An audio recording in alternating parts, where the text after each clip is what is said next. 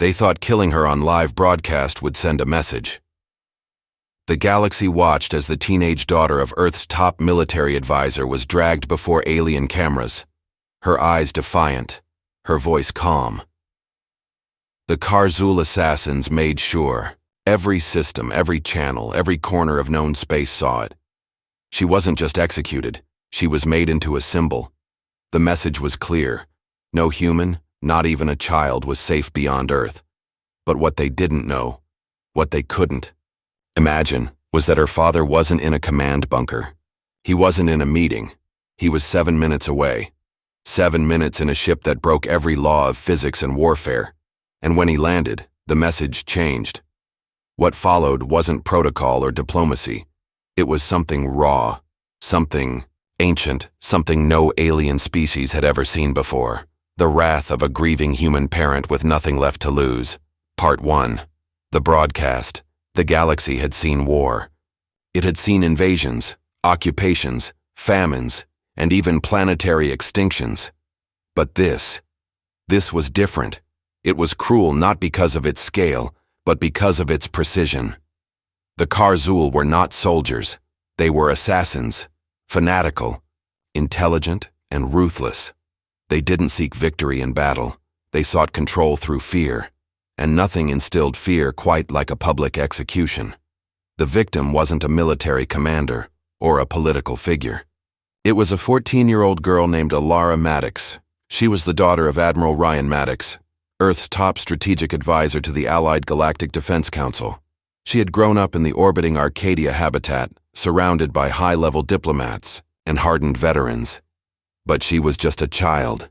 She played the cello. She loved old Earth poetry. She believed in peace because her father had taught her to. They took her on a diplomatic visit gone wrong, an ambush on the neutral moon of Serata 4. Within hours, she was dragged onto a cold steel platform, bruised but still defiant, and chained to an execution frame. Then the feed went live. Every major galactic network was hijacked. Every screen, every HUD, every data node blinked and streamed one signal. A child in restraints, and her executioners standing behind her with black helmets and jagged blades. "Let Earth know," one of them said in a broken Terran dialect. "This is what happens when you ignore warnings." The galaxy gasped. On Earth, people dropped what they were doing and stared. On the Martian colonies, soldiers gripped their weapons. On the diplomatic station circling Proxima Centauri, silence fell. On Titan Base 3, Admiral Ryan Maddox stared at the screen. His eyes didn't blink, his lips didn't move, his hand didn't tremble. He only whispered one word. No.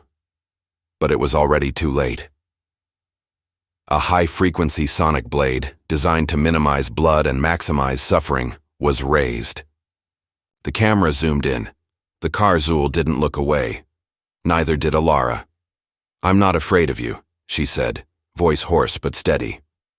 Then the screen went black, for 6 seconds. Then a new signal overtook the feed, encrypted, pulsing, alien. Deep voice distorted by adrenaline and rage cut across the galaxy. Broadcast this. The 7 minutes. It takes most military-grade vessels 12 minutes to travel from Titan Base 3 to Serata 4. Even with gravitational slingshot maneuvers and folded drive tech, Ryan Maddox made it in 7 because he wasn't flying a military vessel. He was flying Exodus Black, a top-secret single-pilot human experimental dropship built with Terran AI combat fusion, gravitic compression engines, and a failsafe clause that locked its systems to one person only, Admiral Maddox himself. No Wayne. Shields, no backup. Just speed, precision, and enough firepower to vaporize a small moon. Serata 4 was already on alert by the time he entered its atmosphere. But that didn't matter. Karzul technology was advanced, but it wasn't human. It wasn't forged in desperation or designed by a species that had clawed its way up from extinction. Their weapons were precise. Maddox was wrath in motion. He came in low over the ridge, slammed through the defense towers, and landed on the same execution platform that had held his daughter 7 minutes earlier. The platform was still hot. The air smelled like ozone and fear. There were no speeches. There were no warnings. There were only targets. the father's wrath. The landing pad buckled under the ship's weight, sending out a tremor that knocked 2 Karzul guards off their feet. They were still scrambling to get up when the ramp of Exodus Black hissed open. Ryan Maddox stepped out alone. No squad, no orders. Just a man in dark exo armor with a matte finish designed to absorb light, not reflect it.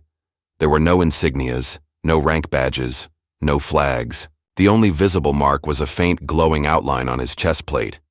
Alara, his daughter's name, etched by hand during the ship's prototype phase. The first assassin raised a plasma bolt gun. He never got to fire. Maddox's gauntlet mounted. Rail cannon hummed once and ejected a hypersonic spike, punching through the assassin's torso and slamming him into the wall behind. Before the others could react, Maddox was moving.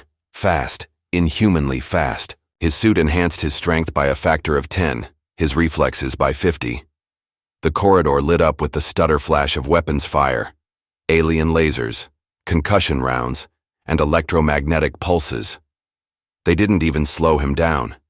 He wasn't aiming to kill, he was aiming to erase. Down the steel corridors of the execution complex he moved like a storm of black fire, punching, slicing, and crushing through the assassin cell's strongest warriors. He didn't hesitate. He didn't pause. He knew exactly where he was going. He'd seen it all on the original broadcast, every angle, every step. The chamber, he found it still lit, the floor stained where her knees had touched before she died. The chair was empty now, her body taken. No doubt for display or desecration. There were 4 of them waiting, not just soldiers. The command circle, the ones who gave the order. The Karzul warlords had not fled. They hadn't expected him so soon, or so alone. "You're too late," one hissed, voice modulated through layers of bone-like vocal plates. "Your species can grieve like the rest." Maddox said nothing. He activated his helmet's internal link and sent a single encrypted data burst to Earth Command. "I have visual confirmation. Target identities verified. Action proceeding." The Karzul leader tilted his head. "You think you'll leave alive?" Maddox raised his visor. What they saw in his eyes wasn't madness. It wasn't hatred. It was clarity. He moved. In less than 4 seconds, 2 of them were down. The first had his spine crushed with a kinetic elbow. Strike. The second's trachea collapsed under a single twist of Maddox's wrist. The third pulled a void blade but never got close. Maddox launched a gravity tether and slammed him into the ceiling, then the floor 3 times. Only the leader remained. "Stop," he barked. "You want her back? We kept the body. Take it. Go. Let the war come if it must." Ryan Maddox's voice was barely audible. "You don't understand. There is no war. There's just me." He didn't kill the last one fast. The aftermath, the entire Karzul broadcast station was burning. Local planetary authorities didn't even attempt to arrest him. In fact, they helped him carry her body to the ship. They had children of their own. They had seen the feed. Galactic protocol dictated he be detained and debriefed. That never happened. Instead, the Galactic Council issued a silent memo across military channels. "Do not engage Admiral Maddox. Do not question his actions. He has concluded his mission. Let it end there." But it didn't end there. The Karzul Syndicate collapsed within 3 months, not through direct war, but because planets began refusing them shelter. Trade lanes shut down. Their allies abandoned them. Assassins turned on each other, fearing they'd be next. Alara Maddox became a symbol, not of weakness or victimhood, but of what happens when enemies cross a line no species should ever cross. A statue was raised on Earth. Beneath her name were the words her father had spoken on that hijacked broadcast. The long walk home. The return journey was silent. Inside Exodus Black, Admiral Maddox sat in the co-pilot seat, not the command chair. In his arms, Ilara's body was wrapped in a thermal preservation shroud. She looked as if she were sleeping. Her lips still bore the faint curve of defiance. The blood had been cleaned from her cheeks, but not from his hands. No systems spoke. To him, no alerts chimed. Even the ship's AI, Argus, known for its dry Terran wit, said nothing. It understood. Titan Base 3 had cleared all docking bays before his arrival. Ground crew and officers stood at attention, heads bowed, helmets in hand. Not because of protocol, but out of shared grief. Ilara had grown up around them.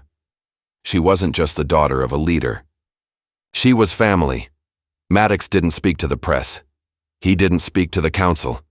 He didn't even speak to his closest advisors. He walked, in full armor, from the ship to the memorial wing of the Terran Galactic Hospital. His boots echoed down the halls. Every step was heavy, not with fatigue but with finality. At the door to the cryogenic stasis vault, he stopped and looked down at her face one last time. "Sleep now," he whispered. "I'll handle the rest."